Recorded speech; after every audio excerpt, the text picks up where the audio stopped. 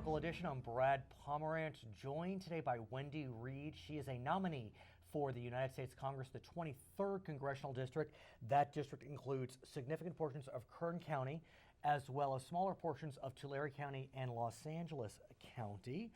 And I turn to you and ask, why, oh why, are you running for the United States Congress against the House Majority Leader? I'm running because the people in our district pay our taxes and we deserve representation. You remember, no taxation without representation. Our incumbent represents campaign donors and corporate interests, and his party, certainly, he's a party leader, not a district leader, and he just doesn't represent the real people of our district. It's so interesting. Since no one else was running, I ran. Another majority leader was running before the current majority leader became majority leader, and his district agreed with what you're saying, and they voted him out. They voted him out, though, I believe, if memory serves, with a Tea Party candidate. And I beat the Tea Party candidate in my race. I came through the primary fairly unscathed for a first-timer. I'm proud of that. And I'm now the highest vote-earning Democrat in the history of Kern County. And let's talk about that, because Kern County is a county that has been more red than blue, but the entire state is getting more blue than red. And so I'm wondering, do you see yourself on the precipice of a Kern County that may be shifting in terms of progressive thought? Absolutely. And it's not just Kern County, it's not just Bakersfield. Kern County extends over to the areas of Kern River Valley. I think that people are waking up. Kern River Valley just experienced a horrific wildfire, and there were terrible losses. And our incumbent was out saying that the reason FEMA wasn't helping us in Kern River Valley was because of the president, when in fact our incumbent has fought to defund FEMA, to tie the refurbishment of FEMA funds to cuts in other programs. And in 2012, it was even on the platform that they wanted to eliminate FEMA altogether. So our district needs representation. It needs somebody in there really fighting for the real people of our district to help the people of our district, not just, politicos. No, but it's interesting you're saying that, because for so many years there was this notion that a district would benefit if its member was in leadership. Now the country's wondering if a member being in leadership benefits the district. Is that what you're hearing and seeing? I'm sure that there are people that are greatly benefited by the people who are currently in our government. But it is an oligarchy, it is a corporate influence over our government, and it's not a representational government let me ask you by then, the people. What are people saying to you? You have look, all congressional districts have the same number of people in them, but you have a large geographic area. And, from Tulare County to LA County, that's huge. That means you're going all the way through Kern County to get to Tulare. I have to think you're hearing different things from different people, different regions, or not. Are you hearing very similar themes when you speak with folks?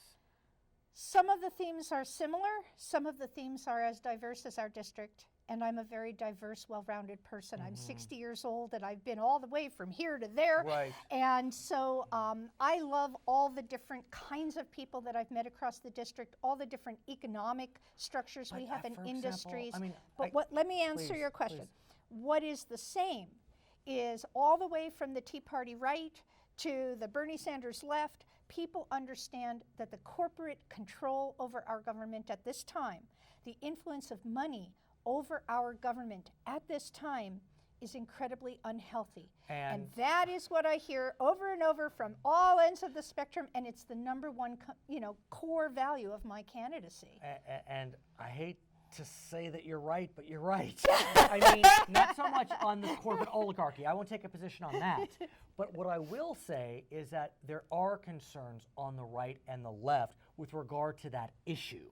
Yes. And it's not very often that the far left and the far right will come to a conclusion that is so similar, maybe for different reasons, but you do see a lot of anger about this kind of corporate control, corporate influence on both sides of the political spectrum.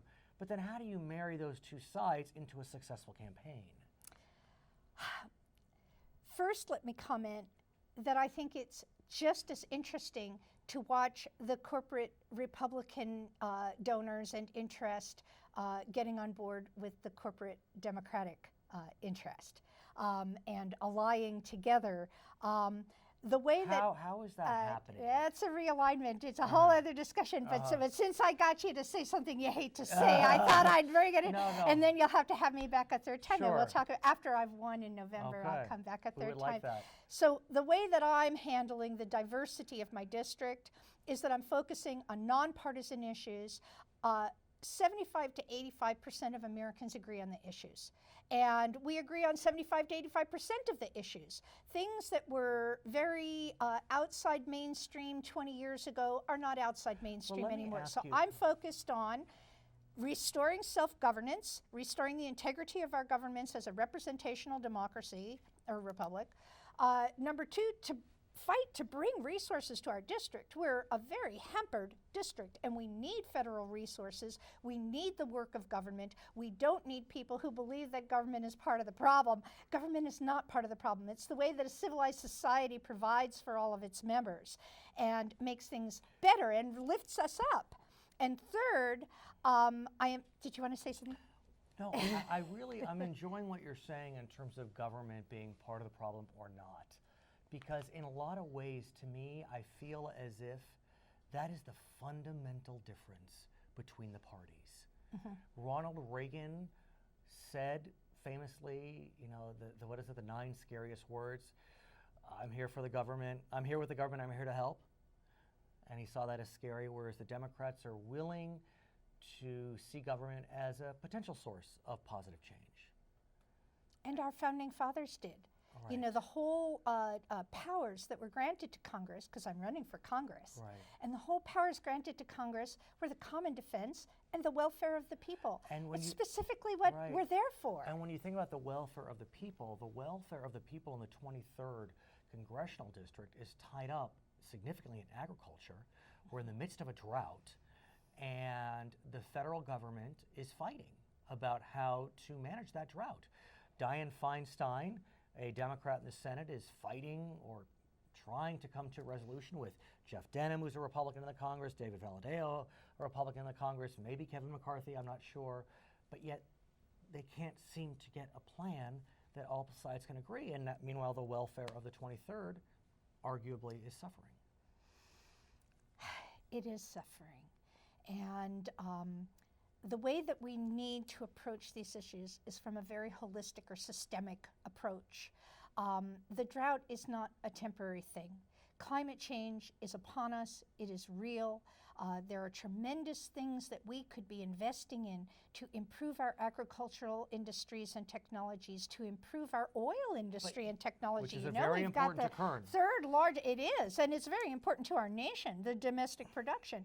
And we can improve these technologies, make them healthier, make them more profitable. But how are if we are orienting and prioritizing the good of the people versus the good and the wealth of the corporate but in our final stock moments, you have the leader of the Republican Party right now, Donald Trump, who has said California's not in a drought. He's the leader of the Republican Party. I think that's news to the Republican Party. Well, but he's the nominee. Talk about hate to say it. Yeah, I do hate to say but it, but I think that's the and truth. So it presents challenges, no?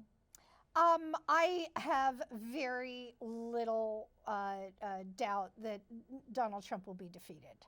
I really don't think that America is ready for fascist leadership at this time. You'll come back on that point? I will. She is Wendy Reed, nominee for Congress. I'm Brad Pomerance, Charter Local Edition.